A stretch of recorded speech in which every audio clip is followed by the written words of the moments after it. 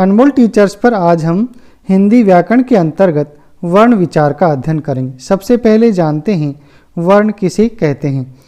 वह छोटी से छोटी ध्वनि जिसके टुकड़े या खंड न किए जा सकें उसे वर्ण कहते हैं। जैसे ए, ई, कै, ख, च। ये ऐसी ध्वनियाँ हैं जिनके हम टुकड़े नहीं कर सकते हैं। वर्ण भाषा की सबसे छोटी इकाई होती है, ये सबसे महत्वपूर्ण है। आगे देखते हैं वर्ण के कितने प्रकार होते हैं। वर्ण दो प्रकार के होते हैं। पहला होता है स्वर और दूसरा व्यंजन। हिंदी में स्वरों की संख्या 11 होती है और व्यंजनों की संख्या 33 होती है। अब हम जानते हैं वर्णमाला किसे कहते हैं। वर्ण के क्रमबद्ध समूह को वर्णमाला कहते हैं, यानी कि वर्णों को जब हम क्रमबद्ध कर देते हैं तो उसको हम वर्णमाला कहते हैं। जैसे देखिए यहाँ क्रमबद्ध किया हुआ है ए, आ, ई, यानी कि ए के बाद में आ ही आएगा, इसके बाद में हम कै नहीं लिख सकते हैं। आइए अब हम हिंदी की वर्णमाला का बारीकी से अध्ययन करते हैं।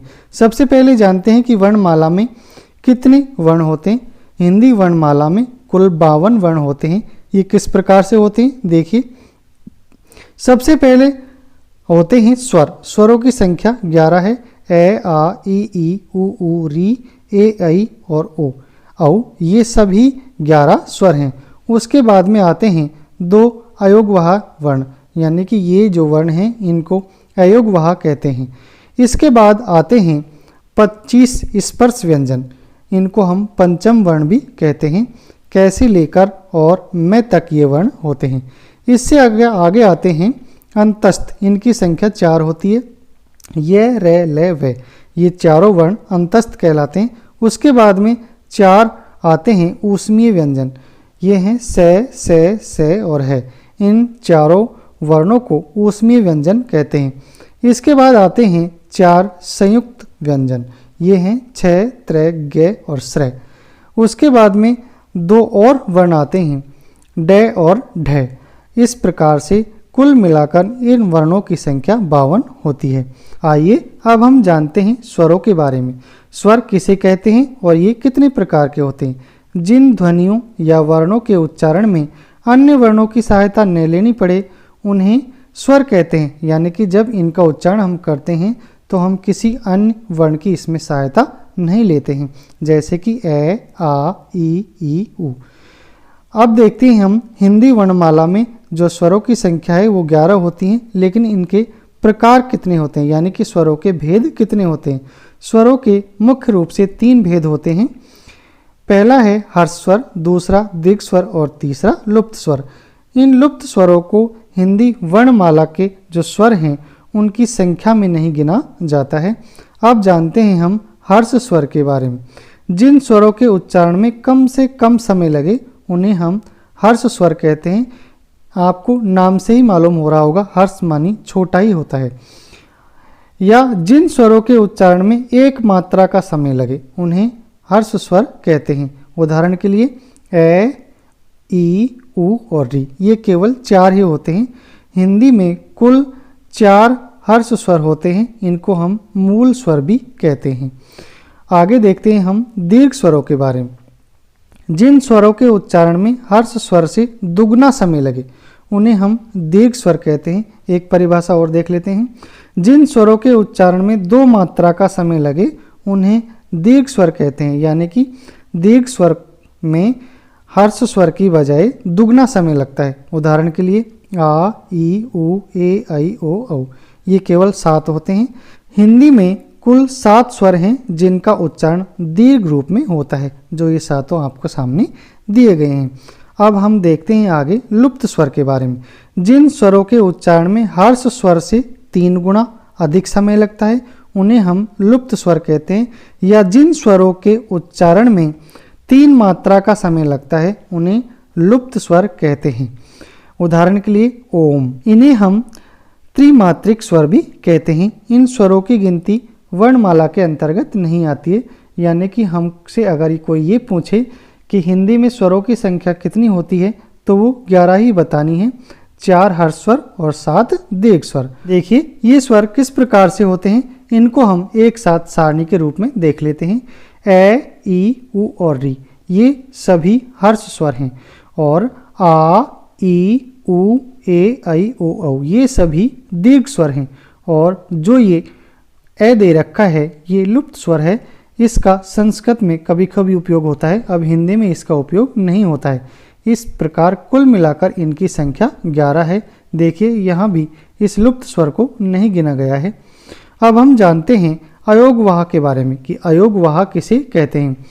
हिंदी वर्णमाला में अंग तथा ए को अयोगवाह की संख्या दी जाती है। इन्हें स्वरों के साथ तो रखा गया है, किंतु स्वतंत्र गति न होने के कारण इन्हें स्वर नहीं माना जाता है। स्वरों के साथ प्रयुक्त होने के कारण ये व्यंजन की श्रेणी में भी नहीं आते हैं।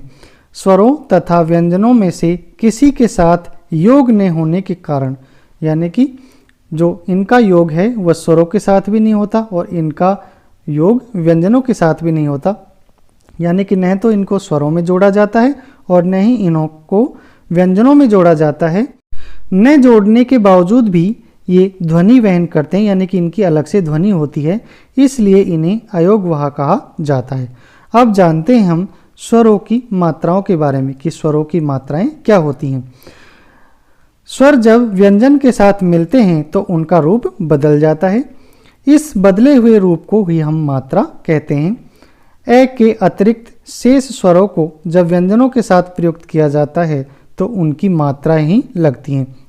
अब आपसे एक सवाल पूछा जा सकता है कि ऐसा स्वर कौन सा है जिसकी मात्रा नहीं होती, तो वो स्वर है ए, यानी कि ए की मात्रा नहीं होती है। ऐसे रहित व्यंजनों को हलंत लगाकर दिखाया जाता है। मान लीजिए मैंने ये कै यहाँ लिखा है, अब ये स्वतंत्र रूप से लिखा हुआ है तो इसका मतलब इसमें ए इंक्लूड है। अगर मैं इसको इस प्रकार से हलंत कर देता हूँ तो ए इसमें से हट जाता है, जैसे यहाँ उदाहरण के तौर पर दिया गया है। कै हलंत और ए को मिलाकर इस प्रकार से कै लिखा जाता है। खे में भी देखिए हलंत प्लस ए को मिलाकर इस प्रकार से खे लिखा जाता है। आइए अब हम जान लेते हैं स्वरों की मात्राओं के बारे में। ए की तो कोई मात्रा होती ही नहीं है। आ की मात्रा इस प्रकार से होती है, ई की मात्रा इस प्रकार से होती है, बड़ी ई की मात्रा इस प्रकार से होती है, ऊ की मात्रा हम इस प्रकार से दर्ज करते हैं, बड़े ऊ की मात्रा हम इस प्रकार से दर्ज करते हैं और री की मात्रा हम इस प्रकार से लिखते हैं। ए की मात्रा हम इस प्रकार से लिखते हैं और आई की मात्रा हम इस प्रकार से लिखते हैं। ओ की मात्रा हम इस प्रकार से लिखते हैं और औ की मात्रा हम इस प्रकार से लिखते हैं। अब हम जानते हैं अनुस्वार और अनुनासिक के बारे में कि इनमें क्या अंतर होता है, कौन तो अनुस्वार होता है और कौन अनुनासिक होता है। सबसे पहले हम अनुस्वार को जानते हैं। जब वर्ण का उच्चारण केवल नासिका से हो तब वह अनुस्वार कहलाता है।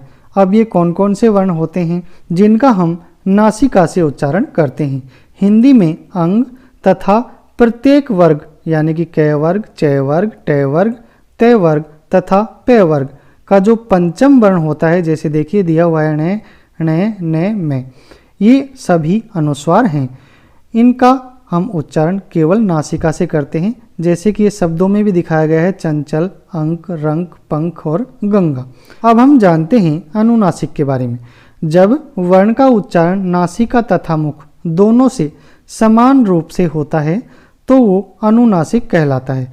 यानी कि जब हम इन वर्णों का उच्चारण करते हैं तो हमारे नाक से और मुख से बराबर की हवा बाहर निकलती है, यानी कि इन दोनों को हम बराबर यूज में लेते हैं, उन्हें हम अनुनासिक कहते हैं। जैसे पाँच, कांच, आँख, यानी कि जिन भी वर्णों में ये चंद्र बिंदु लगा हुआ होता है उनको हम अनुनासिक वर्ण कहते हैं। तो साथियों आज के वीडियो में इतना ही। मिलते हैं अगले वीडियो में ऐसे ही किसी टॉपिक के साथ। तब तक के लिए जय हिंद, जय भारत।